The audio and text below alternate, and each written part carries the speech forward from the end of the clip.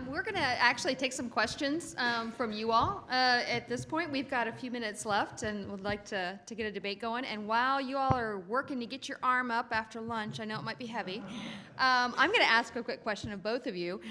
You mentioned, Kip, you were talking about the really rapidly evolving area of technology. And it seems like every time we turn around, there's a new innovation being discussed, or somebody in Silicon Valley has a really neat idea that has some agricultural applicability. And Warren, you're covering the waterfront on a lot of these things, but of course the innovations and technologies are driving a lot of the changes that we're talking about.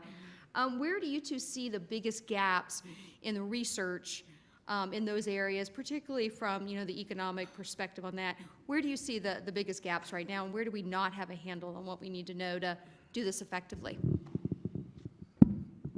And with that, I toss a microphone over. Warren, you want to go first? Well, I think for me, the gap would be the kind of ongoing discussion about data access. Who owns the data? I don't know if that's the important question, but who has access to the data?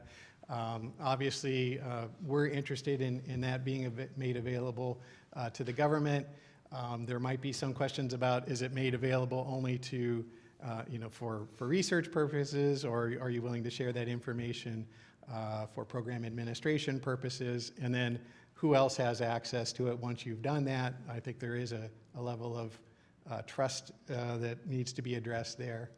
And then how does that affect then these kind of long-term administration of programs in terms of our supply estimates and our crop production numbers, as well as administration of programs? So not much to add to that, but I agree. I think the first conversation needs to be held, the dialogue. We've got to come up with an answer of what information is it that we're willing to share that is needed, that can make a difference at USDA, and just how are we going to collect it? I mean, let's face it, there's a lot of farmers in the country, and some have zero technology on their farm, and then there's others that might be deploying, say, 30 or 40 different technologies at a time, with more coming at them that could offer some of those solutions. So you've got a lot of different producers that you have to be responsible to, and you have to make sure that it can work for everybody. Thank you. Do you think that there's a good understanding of some of the trade-offs of different technologies? I'll give you some examples. The antimicrobial issues in food-producing animals. There's a real drive to eliminate those, to minimize those, to use those in a different way. But then there's not as much receptivity to the idea of gene-edited hogs, for instance, that could confer, resistance to PRRS, which of course a lot of the antimicrobial use are used for diseases that are compounded by PRRS.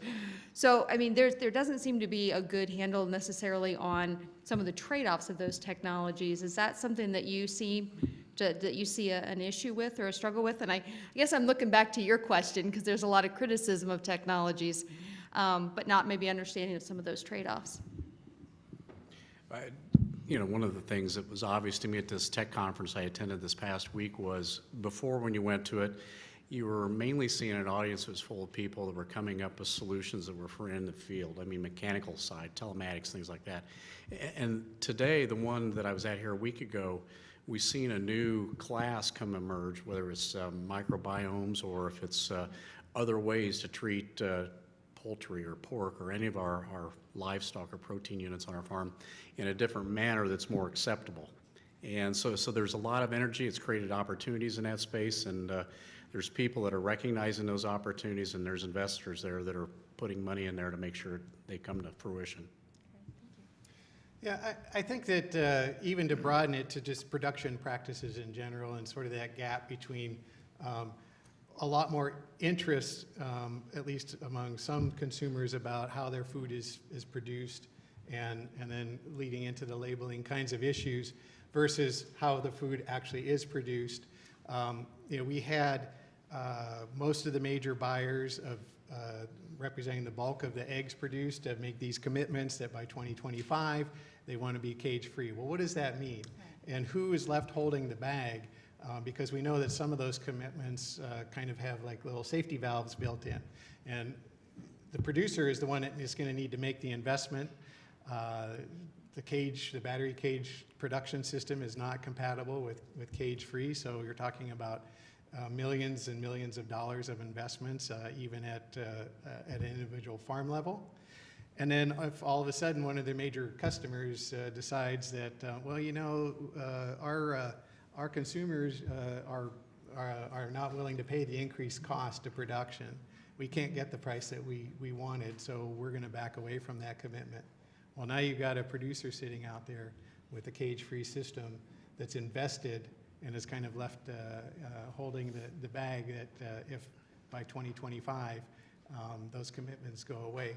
So I think we need to have the research on what are the costs of doing that. How do you transition, because it's this supply chain kind of issue, and then where does what are the gaps there? Maybe consumers learn that you have more loss with cage production, and it's not as maybe perhaps it's not as sustainable, our cage-free production. I would add an example of that, real life today. So for instance, we've got an ethanol plant that we supply that a portion of their ethanol goes into Germany. And they were looking for producers that could map out and have traceability, but then actually offer what their carbon footprint is. That was important to them. Now, I could say to ourselves as a business, what value do we get out of it? Because we receive no extra value, but we got access to a market. Right. Because we're collecting the data and we're able to offer it up. But there's those kinds of opportunities out there, but those are real life issues on the poultry side. I've got some friends that are largest suppliers to Kroger, and you wonder who is going to pay for the additional cost of producing that. So. We have a question back here, Mary. Yes, thank you. Very interesting. Since you've made several comments about the data access issue, I wonder if we could just take it another step further and sort of, because you talked about the communication with the farm community. So how would you envision, as a necessary first step, how would you envision that happening? Through farm groups like the Farm Bureau, or through USDA NAS, or through Extension? Who would be a trusted partner in that discussion? And then also, I think it probably has to start from farmers recognizing there's value in it for them. So are we headed towards an agricultural structure where the farms are so large, there's not so much value, they don't see the value in, say, publicly available data for their operation because they have so much of the detailed information internally? It's a long question. So the answer to the first part is all of the above. I think we all need to get involved in communicating to the public. One thing we do, and when we first started doing it, my daughter runs our social media, and I said, "You're spending too much time doing that. It's a waste, and don't do it." Well, now I want to make sure she's spending so much time a day. An example of that is prior to us, say for instance, applying an aerial applied fungicide to our corn. We'll run a few weeks ahead of that. We'll put a post out there with a plane flying, and we're talking about we're using 1.5 gallons per acre, and we're using 4 ounces of chemical, and that's what we're applying on the size of a football field. So, instead of the consumer, that neighbor that was looking at us and think we're just dumping hundreds of gallons per acre and massive chemicals that will cause issues with their livelihood or their lives, they all of a sudden like it. They understand it. There's many ways we're doing it. We're trying to communicate how we use data to improve our farm. We'll show a picture of a field, and when the person drives by that field, they just see a big green field of corn. They don't understand that every 10 square meters out there got a little different fertilizer, maybe a different population, or maybe a little bit more water or less water, things like that. So we're trying to do that to help communicate. But again, it's all about growing that audience, and we have to do that. The thing is, we need to reach more urban consumers to help them understand. Just a quick question about connectivity, Kip. Just wondering what the connectivity is on your farm and how you see connectivity across the United States, broadband connectivity, upload speeds differing across the United States. It's one thing that in the Seafair report that we did last year, we found to be surprisingly very different. Yeah, so, if you look at an AT&T map or Verizon map, There's no problem, right? There is a problem. We've got good connectivity in our current area. We operate in about 7, 8 counties in northern Indiana. Great connectivity there, but it's because we're very populated. We got some counties with 70,000 in a rural community. That's a lot of people. Now you go to our operation in Argentina, very poor connectivity down there, and we just can't utilize a lot of these technologies we'd like to there. So it's still an issue. It's still an issue. Warren? do you have Well, a I comment? just related to that, I think we're likely to see an infrastructure initiative, coming forward in the near future, and that does raise, then there's a question. Well, where do you put the dollars? Locks and dams, repairing bridges, broadband, water and sewer systems. We really need information to be able to talk about I what's the think the return on answer those is yes. investments. Yeah. Yes. So, we have a question here, Greg. Okay, sounds good. Craig Gunderson, University of Illinois, and roundtable member of the Farm Foundation. So this question is mainly for Kip. Is that so? One of the frustrating things that I see in this issues of food insecurity. It's not the only thing I talk about. But I talk about a lot. It's about food insecurity in the United States. Is so many of the solutions that are proposed are kind of odd. So, for example, I go to these meetings and somebody saying, let's have more farmers markets for SNAP recipients, or people say, let's have poor people grow community gardens. These really dumb solutions. But then we have these great solutions that you're talking about in terms of advancements in agricultural technology, which brings down prices. So the question I would pose is that it seems like that there's great opportunities for anti-hunger groups to come together with people like yourself and really say, look, just like in cellular phones, nobody's urging us to go back to rotary phones as a way of improving things. But what we do with this is we move the agriculture efficiency forward, drive down food prices, and make it a lot better for poor people in the United States. So any thoughts on those sorts of coalitions? I don't have enough time to cover all that, but I can tell you I was in a discussion here a while back, and I believe in all sources of food, okay? But it should be a consumer choice what they want. If they want to buy organic, natural, or if they want to buy commercial, that's up to them. But it was at a dialogue where they were talking about farm policy, and they were talking about we need to move much more of our production to urban gardens and rooftops and all those. And those are great things, but they're not feeding the world. And there was a lady stood up and she said, I'm on welfare.